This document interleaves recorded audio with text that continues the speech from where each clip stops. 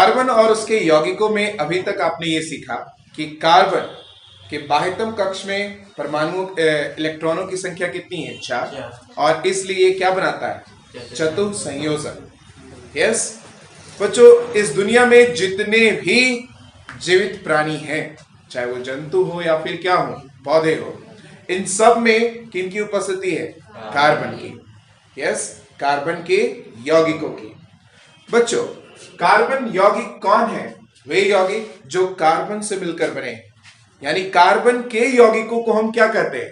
कार्बनिक यौगिक। अगर आपसे पूछा जाए कि कार्बनिक यौगिक क्या है, तो आप इसकी परिभाषा क्या देंगे? कार्बन से बनने वाले यौगिक या कार्बन के यौगिक क्या कहलाते हैं? कार्बनिक यौगिक। ये जो कार्बनिक यौगिक हैं, इनकी जो गलनांक होते हैं वो काफी निम्न होते हैं और क्वथनांक भी क्या होते हैं? निम्न। तो ये जो कार्बनिक यौगिक है, निम्न गलनांक और निम्न क्वथनांक वाले सहसंयोजक यौगिक होते हैं। सहसंयोजक का मतलब सभी लोग समझ रहे हैं?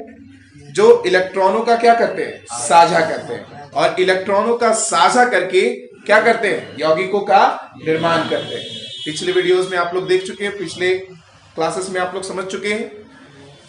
बच्चों, इस कार्बनिक यौगिक की उपस्थिति कहाँ है? जितने भी जीवित प्राणी हैं, चाहे वो जंतु हो या फिर पौधे, इन सभी जीवित प्राणियों में किसकी उपस्थिति है? कार्बनिक यौगिकों की।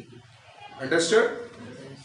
और मैंने कहा कि कार्बन की बहुत छोटी मात्रा होने के बावजूद इस प्रकृति में कार्बन यौगिकों की बहुत बड़ी विशाल संख्या है। लगभग 50 लाख यौगिक ऐसे हैं जो कार्बन से मिलकर क्या हुए हैं? बने हैं। यस, तो इतनी बड़ी संख्या होने का कारण क्या है? सिर्फ 2 कारण है। कार्बन यौगिकों की अत्यधिक बड़ी संख्या पाने का सिर्फ और सिर्फ कितना कारण? 2। पहला कि वो स्वबंधन, खुद के साथ वो लिंक हो सकते हैं और एक लंबी श्रृंखला का क्या कर सकते हैं? निर्माण कर सकते हैं। कुछ इस प्रकार से देख रहे हैं बच्चों, एक कार्बन दूसरे कार्बन के साथ कनेक्ट हो रहा है, देख रहे हैं? तो ये क्या कहलाता है? स्वबंधन। क्या कहलाता है? स्वबंधन, श्रृंखलन, है ना? तो पहला गुण ये है। दूसरा गुण क्या है? कि वो चतुसंयोजकता है। उसके कितने संयोजक होते हैं? 4। 1 2 3 4। चतुसंयोजकता क्यों होता है? क्योंकि उसकी संयोजकता इलेक्ट्रॉन कितनी है? 4। इसलिए वो 4 इलेक्ट्रॉनों को जोड़ता है। यस और नो? तो इतनी बड़ी संख्या होने के ये सिर्फ 2 कारण है। एग्जाम में आपके प्रश्न आएंगे कि कार्बन यौगिकों की इतनी अत्यधिक बड़ी संख्या होने का कारण क्या है? तो सिर्फ इसके 2 कारण है। पहला स्वबंधन, इसको इंग्लिश में क्या बोलेंगे? Self linking. देख रहे हैं? ये इस तरह की लंबी एक श्रृंखला बना सकता है। उसका कारण क्या है? क्योंकि वो चतुसंयोजकता है। उसकी संयोजकता कितनी है? 4। क्या वो चारों तरफ से जोड़ सकता है? यस और नो? और इस कारण हम इस प्रकृति में कार्बन यौगिकों की एक बड़ी संख्या क्या करते हैं? देखते हैं। और इसीलिए इस चैप्टर को अध्ययन करना हमारे लिए क्या होता है? बहुत जरूरी होता है।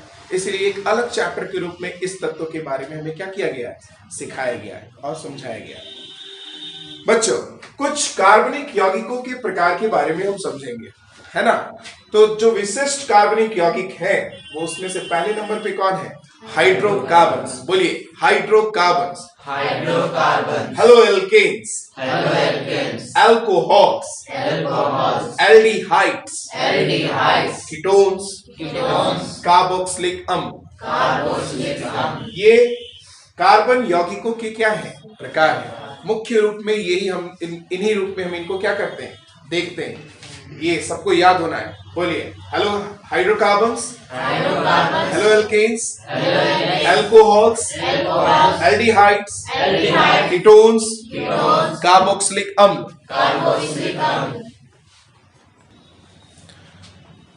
चलिए बच्चों, अब एक एक करके हम लोग हर एक कार्बनिक यौगिकों के बारे में अच्छे से समझेंगे।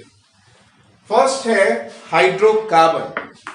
क्या नाम से ही देखने से ये नहीं पता चल रहा है कि हाइड्रोकार्बन कहने का मतलब ये है कि इसमें सिर्फ 2 ही तरह के परमाणु उपस्थित हैं, हाइड्रोजन और कार्बन। यानी हाइड्रोकार्बन्स वो है जिसमें सिर्फ दो ही उपस्थित हैं, कौन कौन? Hydrogen plus carbon. यानी हाइड्रोजन और कार्बन से बने यौगिक क्या कहलाते हैं? हाइड्रोकार्बन। वे यौगिक जो जिसमें सिर्फ क्या है? हाइड्रोजन और कार्बन। बच्चों ये हाइड्रोकार्बन हमारे इस प्रकृति में, नाम तो सुनकर थोड़ा आपको अजीब लग रहा होगा, है ना?